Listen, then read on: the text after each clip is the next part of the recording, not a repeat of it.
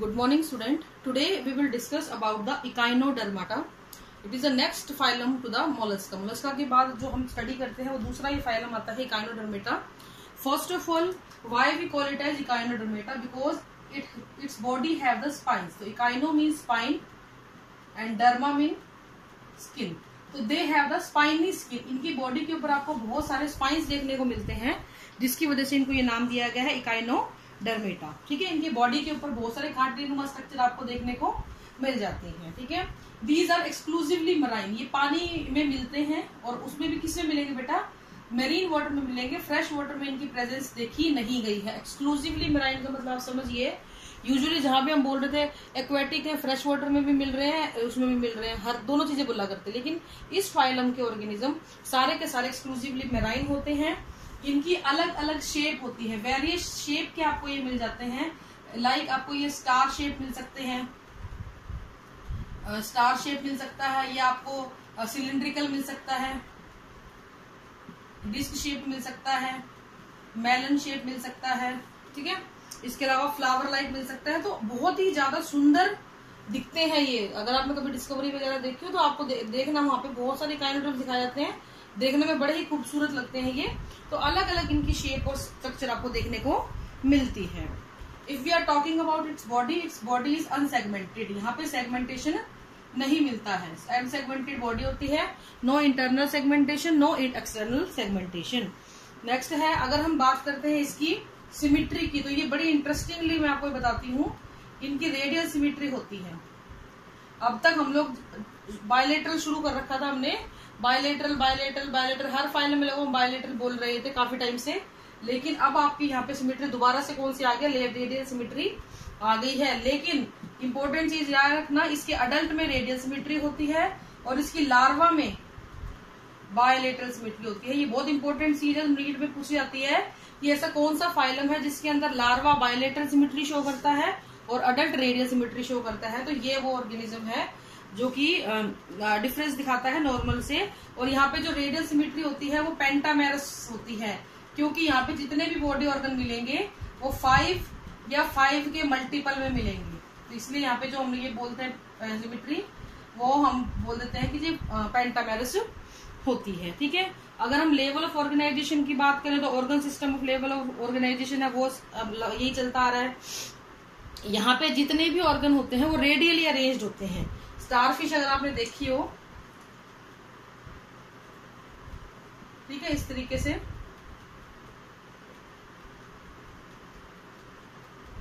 System बना होता है उसका. इस तरीके से. ठीक है, इसके अंदर हेड जैसी कोई स्ट्रक्चर नहीं पाई जाती. देखो हमने बताया था आर्थ्रोपोड में सिफेलाइजेशन हो गया, प्लेटिहेलमिन्थेस में हो गया, लेकिन यहाँ पे हेड दोबारा से क्या होता है? डिसअपियर होता है. हेड जैसी कोई स्ट्रक्चर आपको यहाँ पे नजर नहीं आती है. यहाँ पे एक जो नई चीज आई है वो है कि पोडिया है. पैरों को, पोडिया वर्ड हम लोग फीट के लिए यूज करते हैं. They have tube feet. इनको चलने के लिए पोडिया होते हैं, जिनको हम ट्यूब फीट भी बोल देते हैं. और एक नई चीज जो यहाँ पे आती है, that is the water vascular system, जो यहाँ पे आ गया है. Water vascular system. देखो आपने एक वाटर केनाल सिस्टम भी पढ़ा है, वो अलग चीज थी, ये अलग चीज है. वाटर केनाल सिस्टम अपने पोरीफेरस में पढ़ा था. वाटर वेस्कुलर सिस्टम इसका स्पेसिफिक फीचर है इकाइनोडर्मेटा का. बड़ा ही कॉम्प्लेक्स स्ट्रक्चर है, मैं आपको बना के बताऊंगी इसके बारे में. ठीक है, इसके अलावा जितने भी इसके ट्यूब फिट होते हैं वो generally protruded out through the special ambulacral होते हैं. यहाँ पे स्ट्रक्चर होती है जिसके द्वारा ये निकले हुए होते हैं. ये किस तरीके से होते हैं मैं बना के बताती हूँ आपको.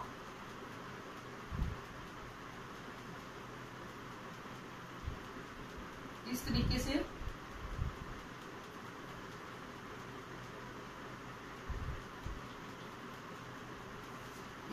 होता है. और ये जैसे फॉर एग्जाम्पल ये लंबी चेन है,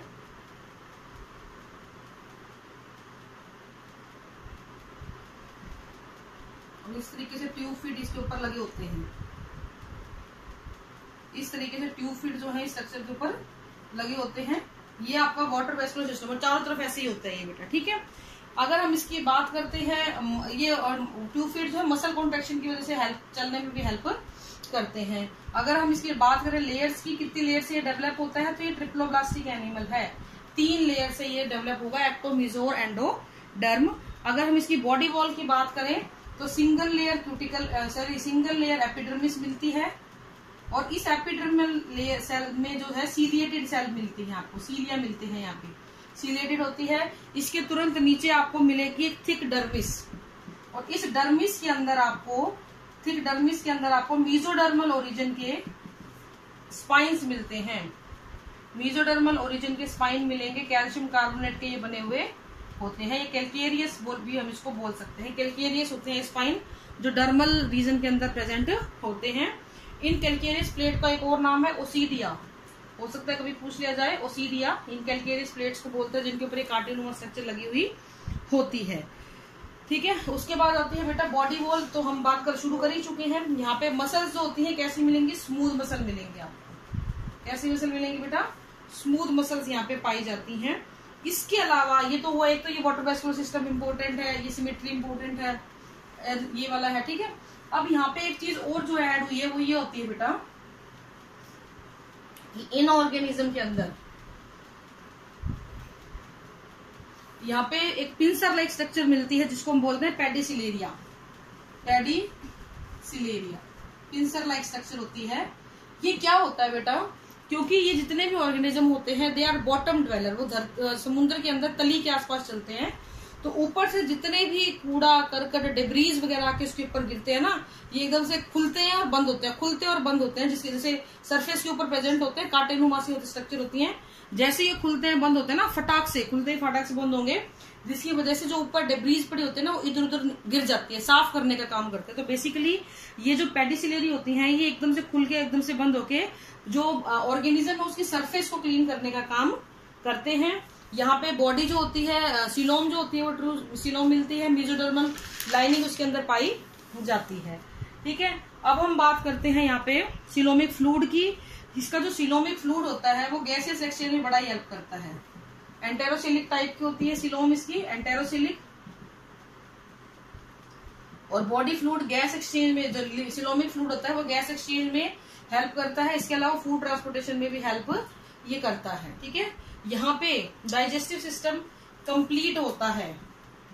डाइजेस्टिव सिस्टम कैसा मिलेगा बेटा आपको, बिल्कुल कंप्लीट मिलेगा, लेकिन ब्रिटल स्टार में ये इनकम्प्लीट मिलता है। ब्रिटल स्टार में ये कैसा मिलेगा, ये ध्यान रखने वाली बातें हैं, ये पूछा जाता है ब्रिटल स्टार, तो उसके अंदर ये कैसा मिलता है बेटा, इनकम्प्लीट पाया जाता है। ठीक है, तो ये एक इम्पोर्टेंट चीज यहाँ पे है। उसके बाद अगर हम बात करें गैसियस एक्सचेंज की, तो गैसियस एक्सचेंज के लिए यहाँ पे बहुत सारे आपको अलग अलग ऑर्गन देखने को मिल जाते हैं, जिनको मैं एक एक करके आपको बताऊंगी। सबसे पहला आता है डर्मल ब्रैंकी, डर्मल ब्रैंकाई। डर्मल ब्रैंकी आपको यहाँ पे देखने को मिलती है, इसको पेप्यूला भी बोल देते हैं स्टारफिश के अंदर। ठीक है, उसके बाद आपको जो है यहाँ पे जेनाइटल बर्सा मिलता है ब्रिटल स्टार में, जेनाइटल बर्सा इन ब्रिटल स्टार, ये ऑर्गेनिज्म का नाम है बेटा ब्रिटल स्टार। ठीक है, पेरिस्टोमियल गिल सी अर्चिन में, पेरिस्टोमियल गिल इन सी अर्चिन। ठीक है, सी अर्चिन के अंदर पेरिस्टोमियल गिल आपको देखने को मिल जाता है। क्लोएकल ट्री मिल जाता है सी कुकुम्बर में, ये कुकुम्बर जैसा दिखता है इसलिए इसको बोल देते हैं सी कुकुम्बर। ठीक है, इसके अलावा ट्यूब फिट तो सब में होते ही हैं, तो ये कुछ चीजें हैं जो एक्सक्रीशन में हेल्प करती हैं। इनको हम लोग गिल्स भी बोल देते हैं बेटा, गिल्स भी इसको बोल दिया जाता है। If we are talking about the circulatory system, तो सर्कुलेटरी सिस्टम ओपन टाइप का होता है, रिड्यूस होता है, ब्लड जैसी कोई चीज नहीं मिलती है, पिगमेंट भी यहाँ पे नहीं होते हैं, ना कोई हार्ट होता है, यानी कि ब्लड का गैस एक्सचेंज में कोई रोल नहीं है, सिर्फ सिलोमिक फ्लूइड या जो गैसेस एक्सचेंज में हेल्प करता है। एक्सक्रीशन की बात करें तो यहाँ पे कोई एक्सक्रीटरी ऑर्गन भी ज्यादा इंपॉर्टेंट नहीं मिल रहे हैं, डायरेक्टली गिल्स के जरिए और बर्सा के जरिए, इनके जरिए ही जो है ये जो चीजें हैं ये वाली जेनाइटल बर्सा गिल्स, ये इनके हेल्प से ही एक्सक्रीटरी प्रोडक्ट को भी बाहर निकाल दिया जाता है। नर्वस सिस्टम की अगर हम बात करते हैं तो यहाँ पे आपको नर्व रिंग मिलेंगी, नर्व रिंग देखने को मिलती हैं। इसके अलावा रेडियल नर्व कॉर्ड होती है, लेकिन ब्रेन जैसी कोई स्ट्रक्चर नहीं होती है, ये ध्यान रखना है। ऑक्टोपस में हमने ब्रेन बता दिया था, रेडियल नर्व रिंग मिलेगी आपको, और नो ब्रेन, ब्रेन नहीं होता इनके पास, सिर्फ सेंस कर सकती हैं सेंस ऑर्गन बहुत ही सिंपल होते हैं इनके अंदर, ठीक है, बहुत ही सिंपल सेंस ऑर्गन इनके अंदर पाए जाते हैं। अब हम बात करते हैं इसकी एक इम्पोर्टेंट फीचर की, that is water vascular system. ये वाटर वेस्कुलर सिस्टम क्या होता है बेटा? ये पानी को लाने ले जाने का एक सिस्टम होता है। इसी की हेल्प से, इसी हाइड्रोलिक प्रेशर की वजह से ऑर्गेनिज्म मूव भी कर सकता है। तो ये एक पूरा सिस्टम बना हुआ होता है हर ऑर्गेनिज्म की। एक चीज मैं बताना भूल गई, यहाँ पे माउथ और एनस दोनों मिलते हैं क्योंकि कंप्लीट डाइजेस्टिव सिस्टम है। माउथ जो होता है और एनस जो होती है ना, वो हमेशा इसकी डोर्सल साइड पे है। डोर्सल साइड होता है, ये जैसे कोई फिश है, ऑर्गेनिज्म स्टार फिश है, ये डोर्सल है, ये वेंट्रल है, तो डोर्सल साइड के ऊपर आपको एनस मिलेगा। यहाँ पे एक वो वाटर वेस्कुलर सिस्टम होता है जो लोकोमोशन में हेल्प करता है। ये चीज आपको ध्यान रखनी है। आपको डोर्सल सरफेस के ऊपर एक परफोरेटेड प्लेट मिलेगी जिसको हम बोलते हैं मैड्रीपोराइट। मैड्रीपोराइट, इस प्लेट का क्या काम होता है? ये पानी को सारे को अंदर खींचती है और वहां से किसमें, एम्बुलेक्रल सिस्टम के अंदर इसको ट्रांसफर कर देती है। और इसका सिस्टम कैसे चलता है? ये जो एम्बुलेक्रल सिस्टम या स्टोन सेल भी इसको बोल देते हैं, स्टोन केनाल होती है, स्टोन केनाल से पानी जाएगा रिंग केनाल में। ये हालांकि आपके सिलेबस से बाहर की चीजें हैं, जस्ट थोड़ी इन्फॉर्मेशन के लिए। फिर जो पानी है वो जाएगा रेडियल केनाल में।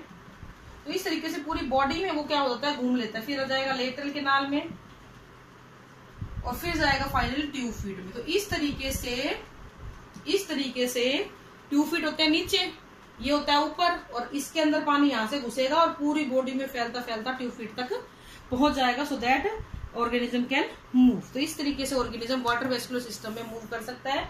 ये सिर्फ समझाने के लिए है, मैड्रीपोराइट के बारे में पूछा जा सकता है, ठीक है। अब हम रिप्रोडक्शन की बात करें तो डायसियस ऑर्गेनिज्म है। सेक्स यहाँ पे कैसे होते हैं बेटा? सेपरेट होते हैं, मेल फीमेल अलग अलग होते हैं। फर्टिलाइजेशन जो एक्वेटिक मीडियम है, एक्सटर्नल फर्टिलाइजेशन मिल जाता है। यहाँ पे पॉपुलेशन जैसी कोई चीज नहीं देखी जाती है। यहाँ पे लार्वे बहुत सारे हैं, ये चीज ध्यान रखना, बहुत ज्यादा लार्वा है यहाँ पे, बहुत सारे लार्वा, जिनमें हमको स्पेसिफिक लार्वा जो फ्रीक्वेंटली पूछे जाते हैं उनके मैं नाम आपको लिखवाऊंगी। तो लार्वा यहाँ पे सीलिएटेड होता है और सिमिट्री उसकी बायलेटरल है। मैं शुरू में बता चुकी हूँ, इसका लार्वा बायलेटरल सिमिट्री शो करता है और अडल्ट होते होते ये रेडियल सिमिट्री में पहुंच जाता है। तो यहाँ पे लार्वा है तो इसका मतलब डेवलपमेंट कैसा है बेटा? इनडायरेक्ट है। तो लार्वा बाइपिनेरिया लार्वा इन स्टारफिश। स्टारफिश में कैसा लार्वा होता है बेटा? बाइपिनेरिया लार्वा होता है। उसके बाद होता है ओफियोप्लूटस लार्वा, ये आपको मिलता है ब्रिटल स्टार में, ठीक है। उसके बाद आपका होता है इकाइनोप्लूटस, ये आपको मिलता है सी अर्चिन में, इकाइनस इसको हम बोल देते हैं, ठीक है। इसके बाद होता है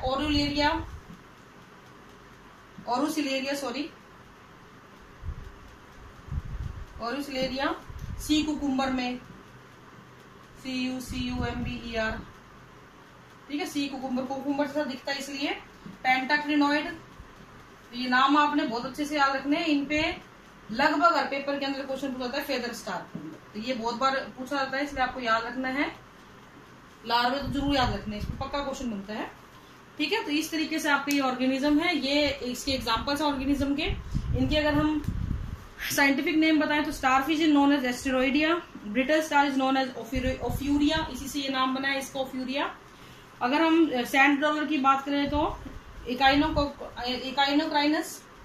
echinus sea urchin, Cucumaria sea cucumber और एंटीडोन सी लिली। तो ये कुछ नाम है, मैंने नोट्स में डाले हुए हैं। तो आज के लिए यही है बेटा फाइलम इकाइनोडर्मेटा। आई होप आपको समझ में आया होगा। Thank you and have a nice day.